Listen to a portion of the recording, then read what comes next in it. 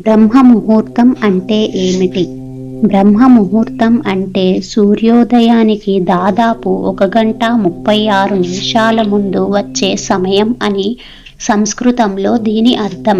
హిందూ పురాణాలలో సృష్టికర్త అయిన బ్రహ్మ యొక్క సమయం బ్రహ్మ ముహూర్తం దాదాపు 48 నిమిషాల పాటు కొనసాగుతుంది.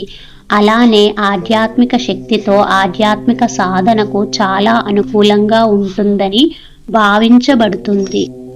బ్రహ్మ ముహూర్తం వెనుక ఉన్న సైన్స్ శరీరం యొక్క సహజమైన వృద్ధికి అనుగుణంగా ఉంటుంది.